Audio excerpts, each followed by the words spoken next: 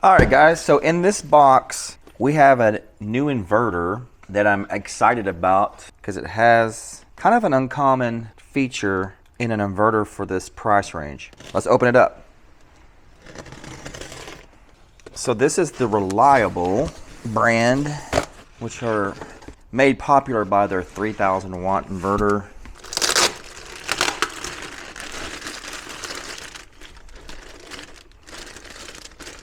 So this is their new 3000 watt split phase high frequency inverter, the WZRELB or Reliable brand. So let's see what we got here. We got 210 volt receptacle, but this is one phase. So this is like L1 phase and this is like L2 phase. So there'll be 1500 watts here, 1500 watts here. And then you've got the terminals here to hook up directly to hardwire into the phases. And we need to look here. Does it not actually say? Would be really handy to know what terminal is what. The manual just seems to show the old style inverter.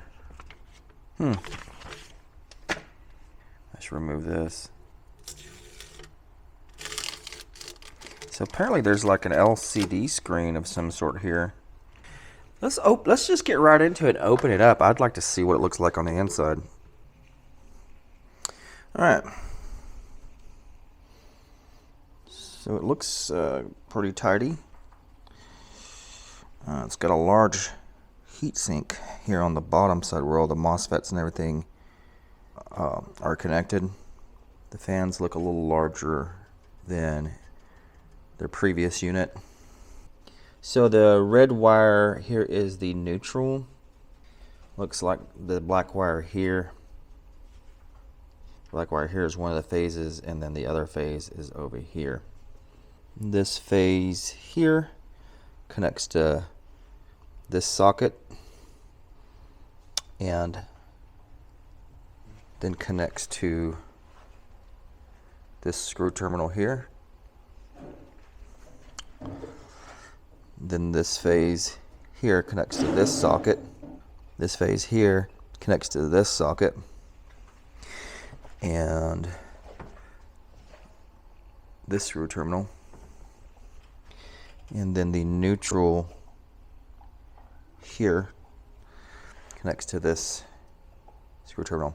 So we got L1 neutral, L2 ground.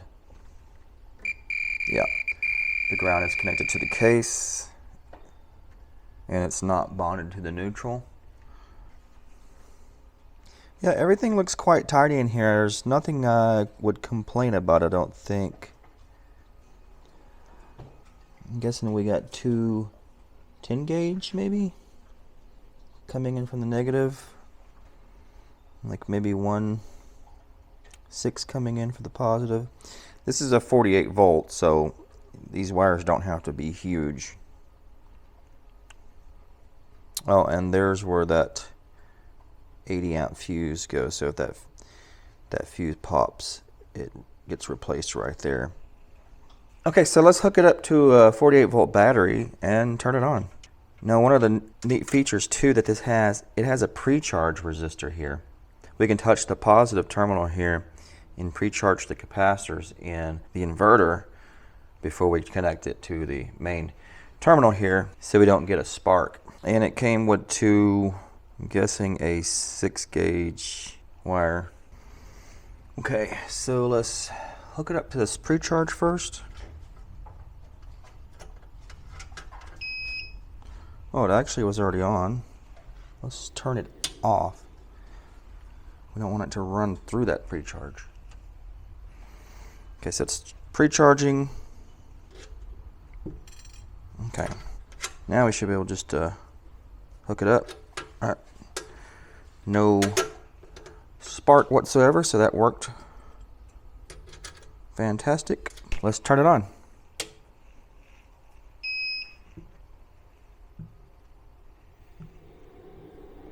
don't know if you can see this screen. Is it? Oh, it is. It's a touch screen.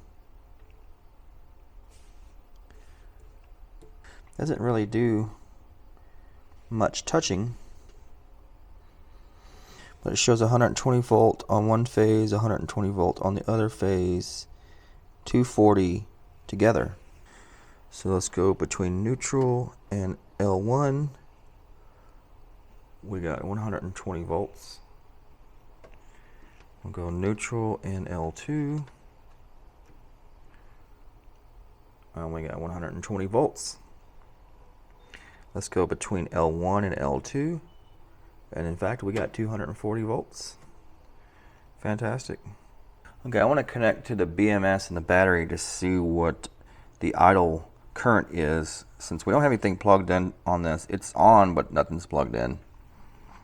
Oh, it looks like it may have some sort of a power saving feature because it's cycling between 0 watts. I was seeing it go 0 to 23. Oh, there it is, 23 watts. So it's like it's cycling between 0 and 23 watts. I think this is what some of the higher end inverters do, where they can save power and they just kind of cycle between very low power and the inverter being on to see if something tries to use power. And if it does, then it goes into the regular mode. So let's plug something in. We got this heater, which is on low right now. So we'll just plug it into L1. There we go. It's a very tight socket. Okay. So we're pulling 826 watts, 15 amps. Okay, so I got it on high and it's pulling 1590 watts. 31 amps from the BMS. Let's see what this thing says.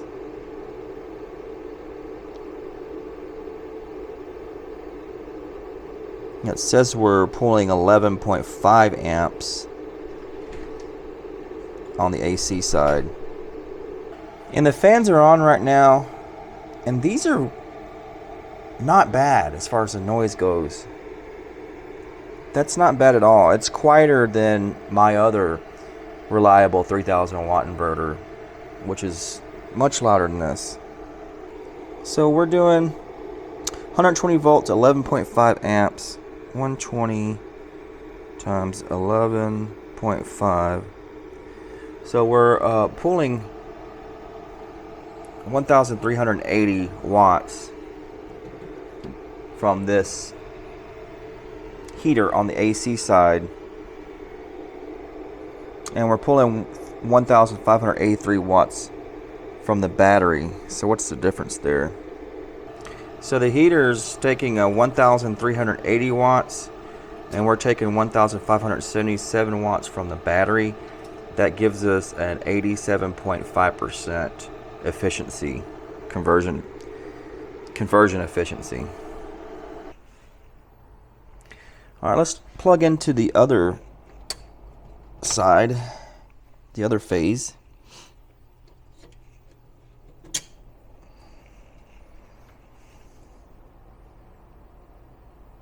Yep, and it shows the other phase powering the heater.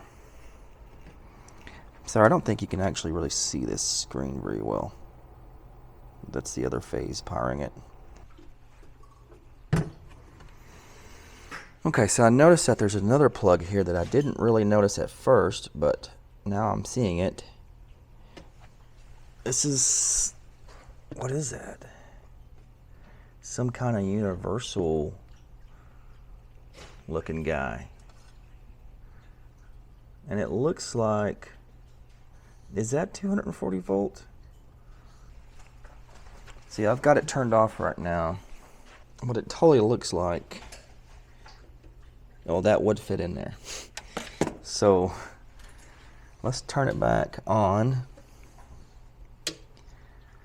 and measure that voltage. Let's see what we get.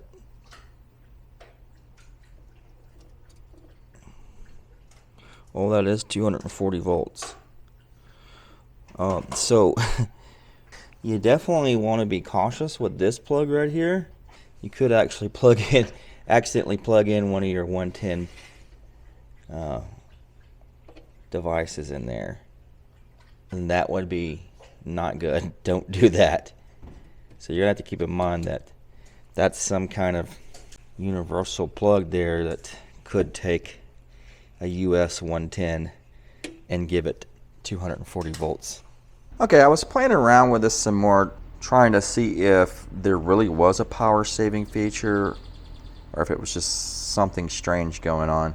So I hooked up my DC clamp meter here, and it's just drawing a constant 0.3 amps and not doing any kind of searching power saving feature. So I think that what we were seeing earlier with this BMS showing power going 24 watts going out and then back to zero, out, back to zero, I think it was just the BMS not reading that properly, because clearly it's setting idle, there's nothing plugged in, and we're just basically seeing around 0.30 amps. So that comes out to, see, the battery voltage is setting at 56 volts times 0.29. So that's not bad. It's actually idling at 16.24 watts. But yeah, it just sits there and does that full time. It doesn't actually go to zero and back. Okay, well, I'd like to plug in some more stuff and see how far we can kind of push this thing. I've got this leaf blower, and then I've got this heater. And I think with the heater on max and the leaf blower on max, I think it's gonna push this pretty good. So let's give that a shot. So we'll plug the heater into one phase. Looks like we're pulling 1400 watt. And then let's turn this guy on.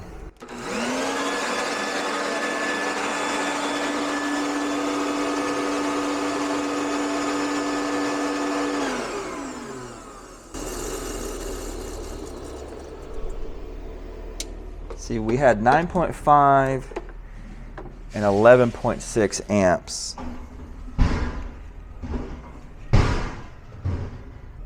Sorry, there's like a trash truck behind my house. So that's 21.1 amps total that was being pulled times 120 volts. That was a 2,532 watts. All right, so I've got this heat gun that will turn on. So I've got it on the phase with the leaf blower because the heater seems to be taking a little bit more power. So let's turn it on. Heat gun's on, heater's on.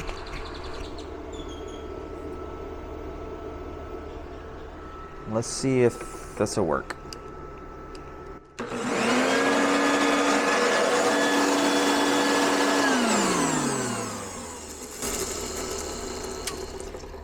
Yes, it worked. So we had 13.7 on one side. So we had we were pulling 1644 on one phase and 1380 on the other phase. So we were over 3,000 watts.